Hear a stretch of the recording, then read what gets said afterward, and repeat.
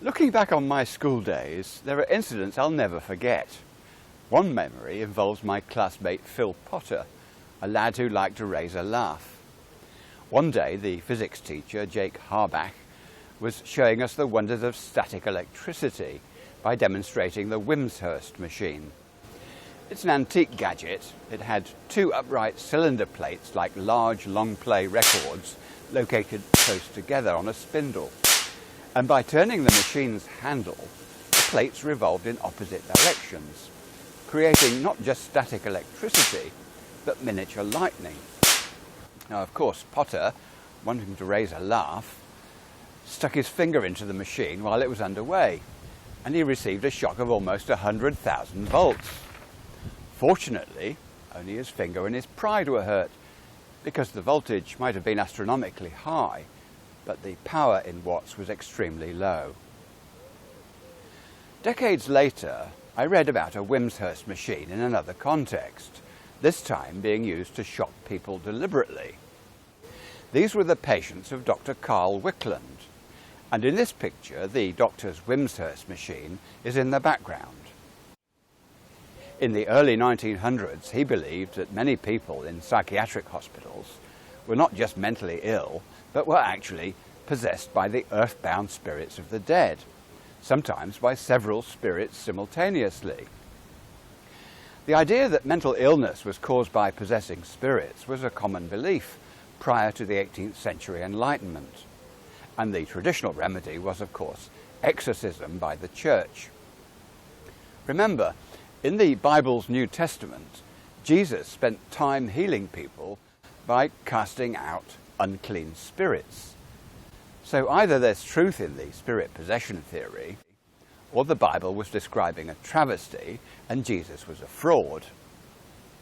It happens that Dr. Wickland, although not a traditional Christian, was a deeply religious man with an impressive knowledge of the Bible.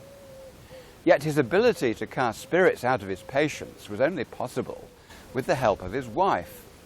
She was a powerful trance medium who, together with a circle of sitters, was essential to carrying out the treatment. The spirits possessing the patient, on receiving a mighty electric shock from a Wimshurst machine, would jump out of the patient's body and into the body of A Wickland, who was standing by in a state of trance. Astonishingly, Dr. Wickland would then interview these spirits through his wife's voice to find out more about them, and verbatim records were kept of these conversations by his research assistants. Most people, I think, have heard of the Great Potato Famine in Ireland during the 19th century. It occurred between 1845 and 1852. 1.5 million people died, with a mass emigration of 2 million more abandoning their homeland for America. Rather fewer people know that something similar happened in Sweden too. Emigration by Swedes to America began about the same time as the Irish were on the move. But in 1867, 1868 and 1869, a series of catastrophic famines occurred in Sweden, caused first by too much rain, and then by drought, and finally epidemics led to crop failures and misery among poor farmers. Ultimately, a quarter of the Swedish nation departed for America in the 19th century. One of these was A Wickland, a talented man born in February 1861. When he arrived in the United States, he trained as a physician. Graduating as a doctor in 1900, he'd already married Anna Anderson, and they moved to Chicago, where from 1909 until 1918, he became chief psychiatrist in the city's State Psychopathic Institute. A member of the Chicago Medical Society and the American Association for the Advancement of Science, he specialized in schizophrenia, paranoia, depression, addiction, criminal behavior, and phobias. Subsequently, he moved to Los Angeles, where in 1924 he published his first book, entitled 30 Years Among the Dead. It was a classic in abnormal psychology, and it ran to 5 editions in the United States, with 3 printings in England. Dr. Wickland witnessed many miraculous and instant cures in his patients using his techniques. He argued that when a person dies, this is simply a process of transition to a spiritual life. Not a popular view with skeptics, nor even with many other psychiatrists who regard such claims as impossible. However, he reckoned that people who led a compassionate life, a life of service to others, or who took the trouble to investigate the meaning of death, well, when they died, they would be met by friends and relatives on the other side, and then move off into what he termed the light. He viewed heaven not as a place, but as a state of mind. Now, in contrast to decent folk, those who led lives of criminality, greed, selfishness, or who were addicted to drink or drugs, would, on dying, become earthbound spirits, wandering in the darkness, because their spiritual eyes had not been opened while on earth. And in his experience, these spirits could enter into the living bodies of vulnerable people, obsessing them and damaging their lives, with some ending up in mental institutions. 10 years after he published 30 Years Among the Dead, in 1934, he published its companion volume, entitled The Gateway of Understanding. It's instructive to dip into Wickland's books for examples of his interviews with spirits talking through his wife Anna as she was entranced. In both his books, he paraphrases Francis Bacon by saying, "Read not to condemn, but to weigh and consider." Faced with these unconventional ideas, he thinks you need an open mind for what he has to impart, and I would agree with that. By comparing Dr. Wickland's cases, several trends appear in the evidence. For example, many spirits said they were really hurt by the electric shocks given the patient, which is why they vacated the patient's body in favour of Mrs. Wickland, through whom they then spoke. Many also exhibited amnesia, being unable to remember dying or denying that they'd done so. Take the example of a spirit called Ralph Stevenson, a suicide case. Dr. Wickland asked, "How long have you been dead?" And the reply was, "Dead? I'm not dead. I wish I were." So the doctor asks, "Is life so unpleasant for you?" And he replied, "Yes, it is. If I'm dead, then it's very hard to be dead. I've tried and tried to die, but it seems that every single time I come to life again. Why is it I cannot die?"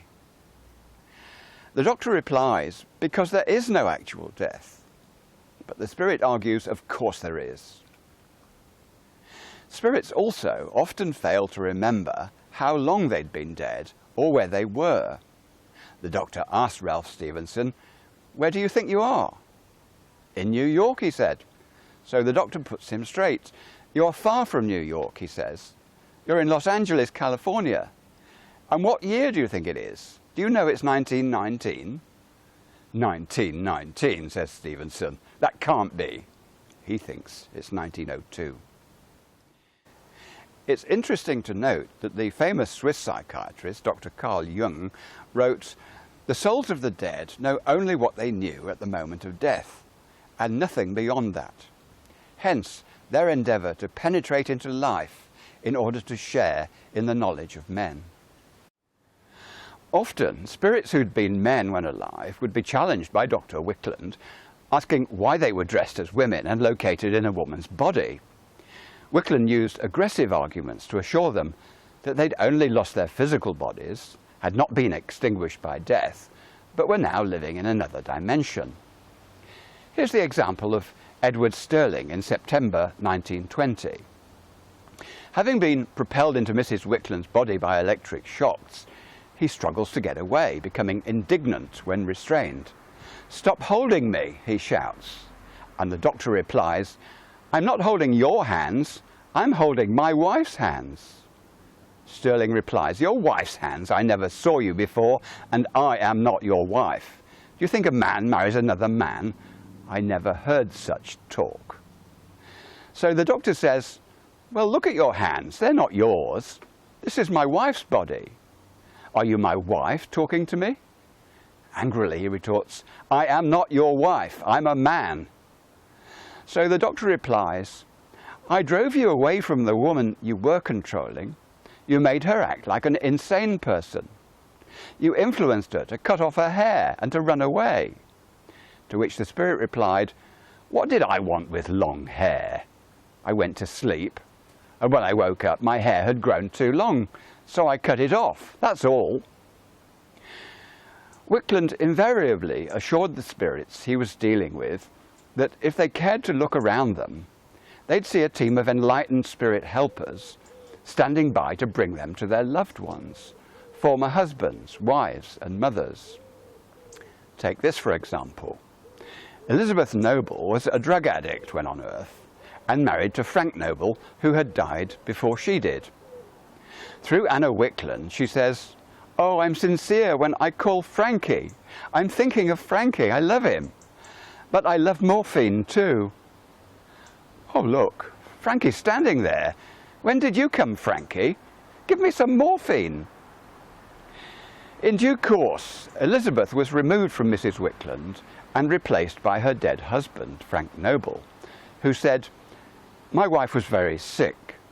Once the doctor gave her morphine to help her pain, and from that time on she had spells so severe we could do nothing but call the doctor to give her morphine." And he adds, "Thank you for helping us. When my wife gets out of this stupor, she'll be better and we'll be together again."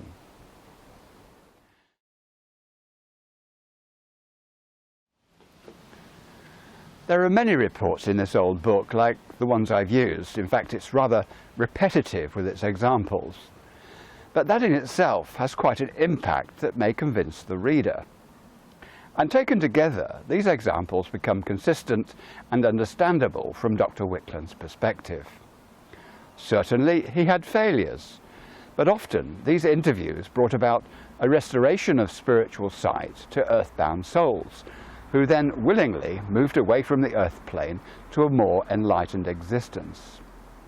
While it sounds implausible, the point that Wickland is making is that he witnessed dramatic cures in those of his patients who'd been obsessed.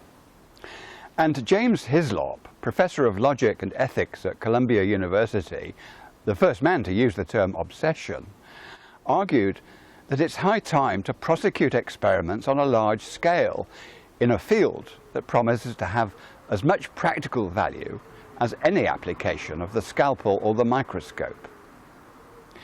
One interpretation for this narrative is that the doctor's wife, A Wickland, although apparently in trance, was simply play acting during the interviews. This would be the skeptic's viewpoint. But is it possible to keep such a charade going in front of witnesses for over 30 years? And would she or anybody else want her to? I suspect not.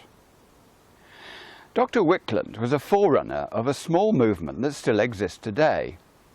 In Brazil, spirit release techniques were integrated into institutionalized medicine as long ago as the 1930s. Although the Wimshurst machine no longer plays a part in the modern version, this therapy has been emulated by hypnotherapists and psychiatrists in the United States. People like Dr. Edith Fiore, author of the book entitled The Unquiet Dead. Dr. Fiore points out that throughout recorded history, people have believed in spirit possession by earthbound entities, regardless of cultural boundaries. In her book, Remarkable Healings, Dr. Shakuntala Modi describes many cases of multiple possession of a single living person. Other important contributions include Dr. William Baldwin's book, used for teaching purposes, entitled Spirit Release Therapy, a Technique Manual.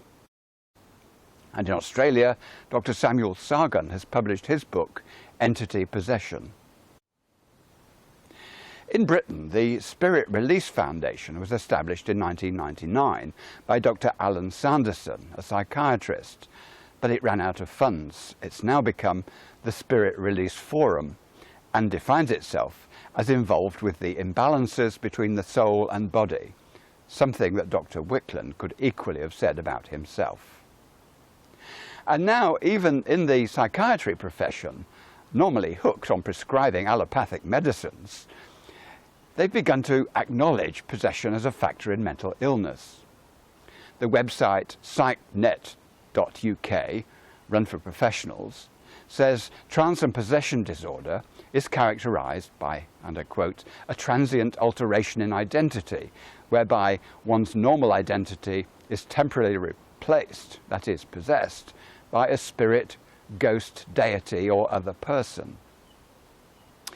If Wickland's books seemed preposterous initially, he can now be seen as having heralded in a new attitude, if not a new movement.